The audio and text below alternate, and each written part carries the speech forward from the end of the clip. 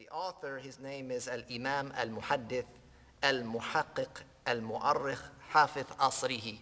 So basically, he has a number of titles because of his status among the scholars of Islam.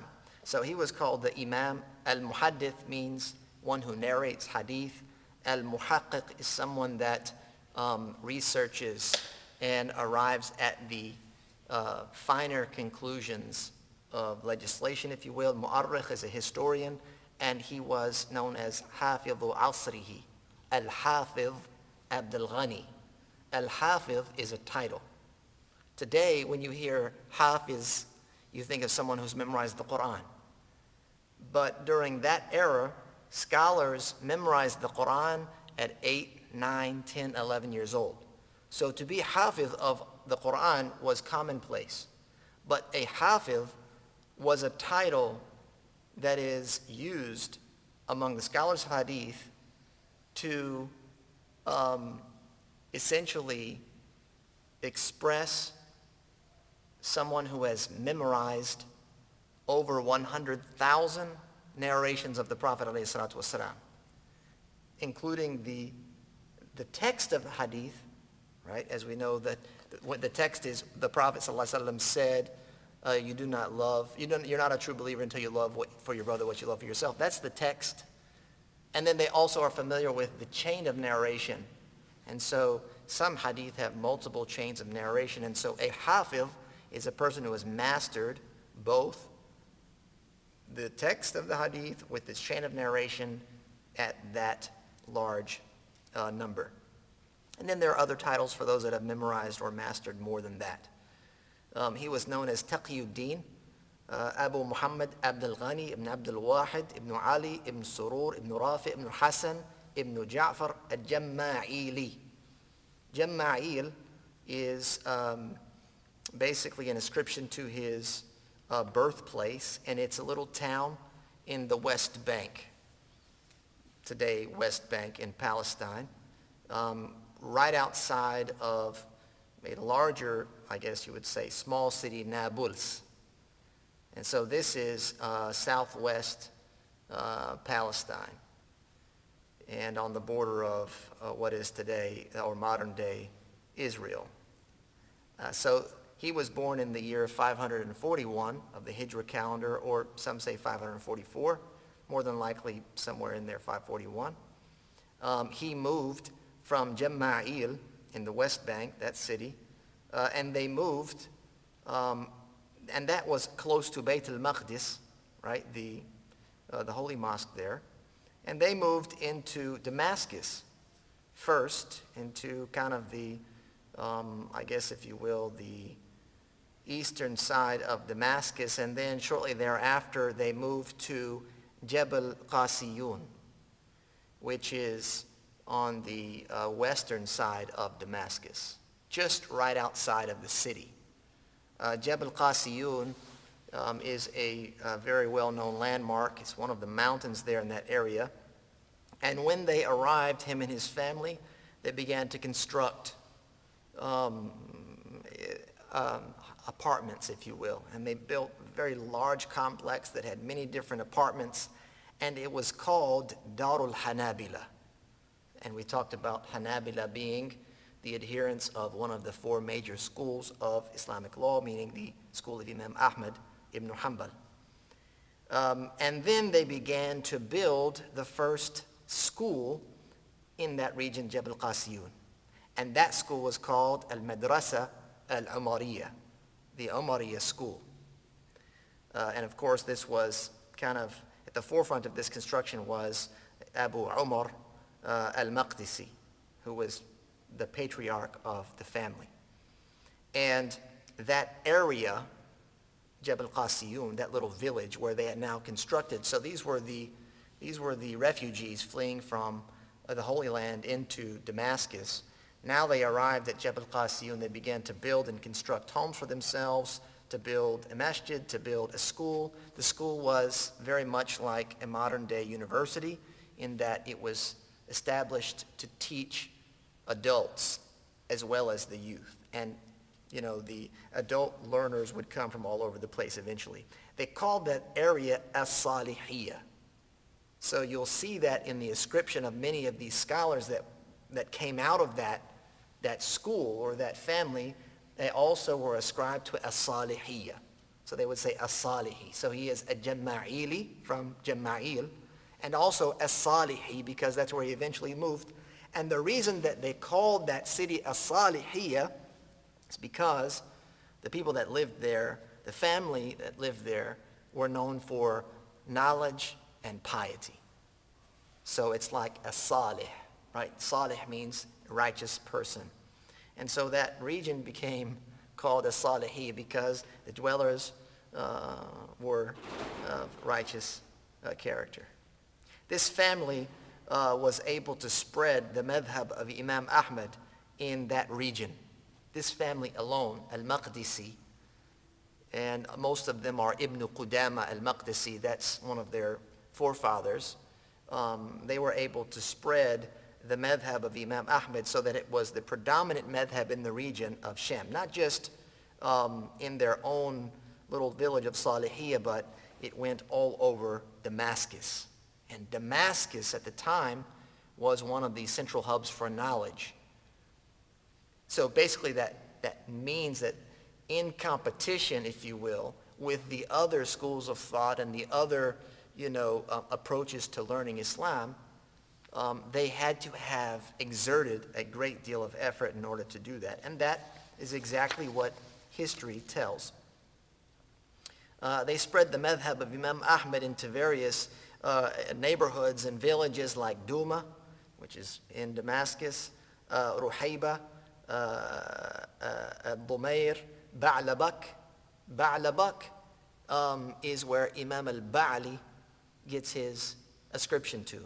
The Imam al-Ba'li, who the book Bidayat al-Abd that we were studying is called al-Ba'li, which is short for Ba'labak. So many of the scholars also have that same ascription, al-Ba'li. And of course, they played this tremendous role in what they did through teaching and authoring books, very valuable works that supported and taught the madhab of Imam Ahmad. And so the works of this family, the Ibn Qudama family, became kind of the primary reference works for the madhab in their day and age. And they also had a huge impact on the scholarship of hadith. As we understand, al-Hafiz Abdul-Ghani al-Maqdisi was a great scholar of hadith, as were many of his family members, and they also took to teaching and authoring works revolving around that topic. And so they had a great contribution to the subject itself, producing various different types of works in the sciences of hadith, not just narrating, but also discussing the understanding of the text of the hadith, as well as analyzing the various chains of narration as well. Abdul-Ghani, he was a student, of course, at some point in his life when he was very young, and he relied heavily on the patriarch of the family, Sheikh Ahmad ibn Muhammad ibn Qudama al-Maqdisi. So that was one of his first teachers. And then he studied from the other scholars of Damascus, the scholars and the teachers that were there, and he studied the sciences of fiqh, jurisprudence, and various other subjects. In the year 560, so when he was about 19 or so, he left Damascus to pursue studies, outside of his homeland. He went to Baghdad. Of course, Baghdad was also a capital of Islamic knowledge, and there were many scholars that were there. He went there in the year 560, and he went to one of the great imams of the past, Shaykh al-Islam Abdul-Qadir al-Jilani. And it's a very, very popular name, and he was one of the great Hanbali imams at the time as well. Abdul-Qadir al-Jilani was based in Baghdad, and al-Hafiz Abdul-Ghani sat with him, reading to him fiqh of the madhab, and of course hadith, because that was also the field of study for Abdul-Qadir al-Jilani, rahimahullah. And he passed away about 40 days after Abdul-Ghani's arrival. So he had 40 days of tutelage with the great Abdul Qadir al-Jilani. After that, after the passing of Abdul Qadir al-Jilani, he studied from another great Imam, Sheikh Abul Fath, studied both fiqh and khilaf, various differences of opinions, etc. And then he began to travel some more. He traveled to Asbahan. He stayed there for a long period of time, teaching and learning as well. And then he returned back to Baghdad in the year 578, and he began to teach hadith in that city. Eventually, he moved back to Damascus, which was kind of his starting point for knowledge, and he started to teach in the, if you will, the circles of the Hanabila, right? So then, there were various different madhab teaching, and they would all have posts, or they would all have corners or pillars that they would teach their students at. And so when he went back, he took a post there, and he began the teaching process to disseminate the madhab as well as hadith. And this was in the masjid of Damascus, the Umayyad Masjid, which was the main mosque of the city. And many people would come, and they would learn from him. It was said that he had a very soft heart, and he was quick to cry.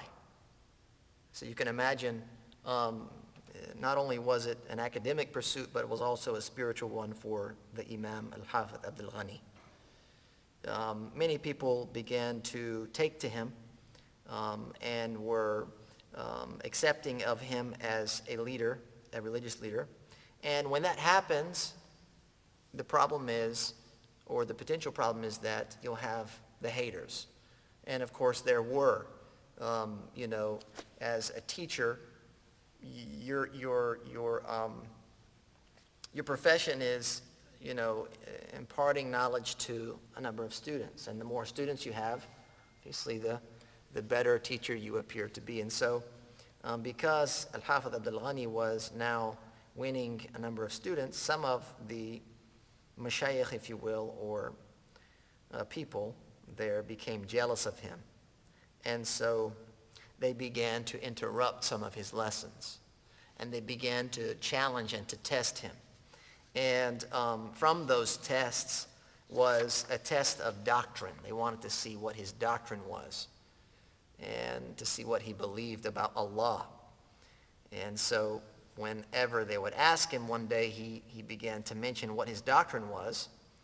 And some of those challengers, they did not take well to what he had to say. See, during that time is when you had the differences in doctrine start to really take root and spread in the Muslim communities. And they would actually create factions and create divides. And those factions and divides would reach a political level to the point that if you could get the ear of the governor to adhere to or adopt your particular creed or the version of a creed, then you could politicize it in a way.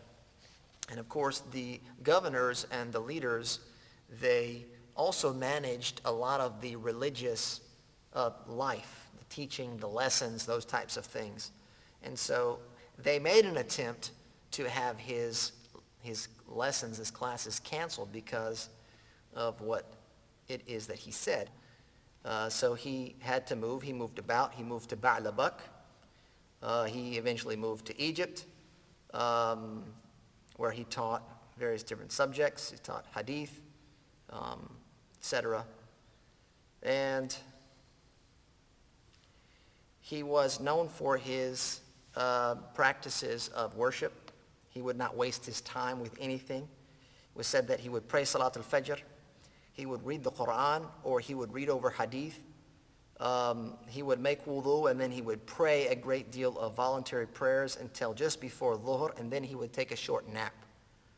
Then he would pray dhuhr, and then he would begin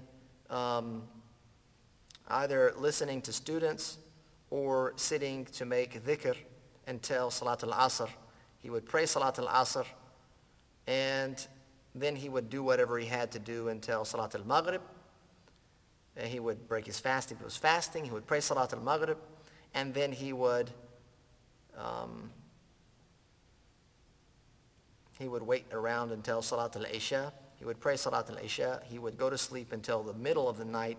He would wake up in the middle of the night. He would make wudu, and he would pray until just before Fajr. Then he would go back to sleep for a short nap, and then he would wake up to pray Salat al-Fajr, and then he would do it again. And so this was his routine, between prayers, between the remembrance of Allah, between disseminating knowledge.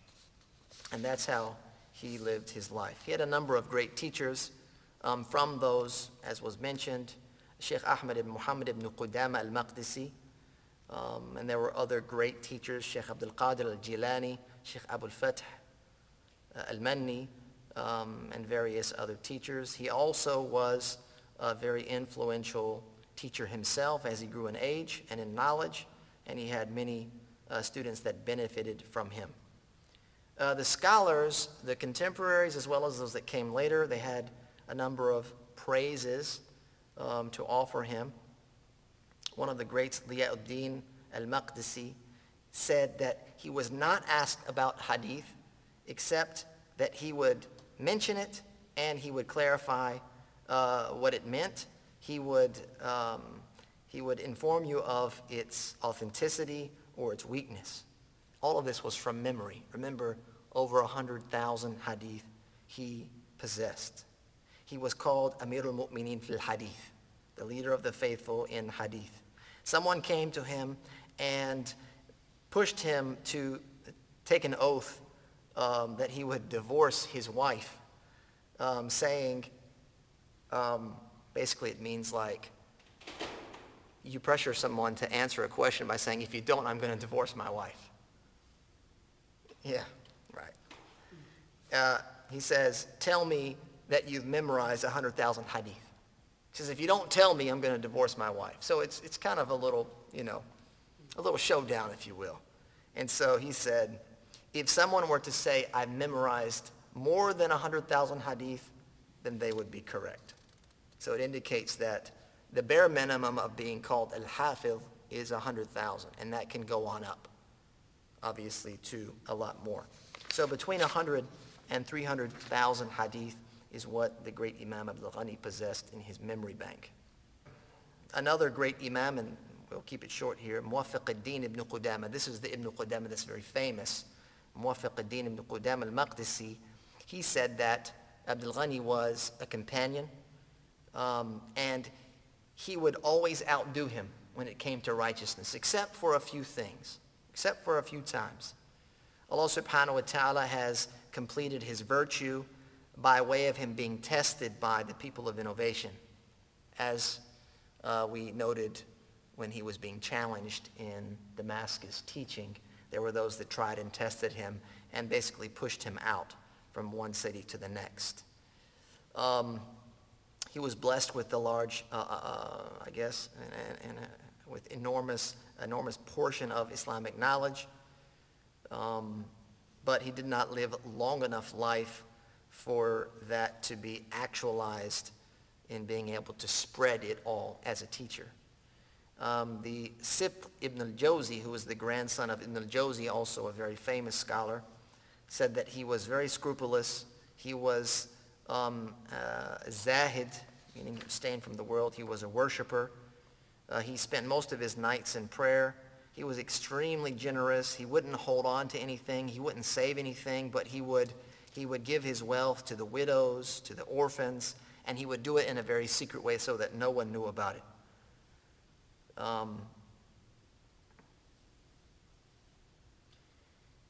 Let's see. Ibn Kathir, as we all know, the great scholar of hadith, hadith and of tafsir, he said, may Allah have mercy upon al-Hafiz Abdul-Ghani. He's a very rare type of person in his time when it came to the knowledge of hadith and the knowledge of the narrators of hadith. He was known for enjoining the good and forbidding the evil. So it was not only a scholar in terms of academic pursuits, but also in application. He was they said, when it came to enjoining the good and forbidding the evil, he was a clear evidence. Ayah bayina. He used to go and break and destroy the wine vessels and bottles and things like that. You know, he would go out in the town and he would actually take to changing the evil physically by breaking and destroying the various different tools of vice and sin. And so that led to a number of difficult situations. He did that one time. It says, al-Maqdisi says, I saw him one time pouring out somebody's wine vessel. And so the drunkard came running out with sword in hand and unsheathed his sword. And he said, al-Hafiz Abdul-Ghani, he was a sizely man. And so he went and he grabbed the sword from the drunkard and took it away from him by force. So don't be pouring out vessels unless you're ready to, ready to handle it. And that's what he did. And he had no care for anyone blaming him for doing such things. Obviously, he authored a number of works. One of those is here, Mukhtasar Sirat al-Nabi sallallahu alaihi wasallam, the summarized version, if you will, of the biography of the Prophet ﷺ and his 10 companions. He also used to author collections of hadith. One of them is called Umdatul Ahkam, which is widely accepted. It's very well known. It's a book much like Bulugh al-Maram by Imam al-Asqalani. There's several hundred hadith in there. He also wrote a book, Al-Iqtisad fil-I'tiqad, which is about doctrine. He wrote a book, I'tiqad al-Imam al-Shafi'i, even though he was Hanbali. He wrote about Imam Shafi'i's creed. Many other works that he authored in his lifetime. We'll be looking at one of those. And then, as is the way of the world, he passed away, Yawm al-Ithnain, which is a Monday, on the 23rd of Rabi al-Awwal, the year 600 of the Hijra calendar. So he lived about 60 years and passed away. Tisun wa khamsuna sana, 59 years he lived. And we ask that Allah subhanahu wa ta'ala shower his mercy upon the great Imam and Hafiz Abdul-Ghani al-Maqdisi, and that he provide him a grand dwelling in the gardens of paradise.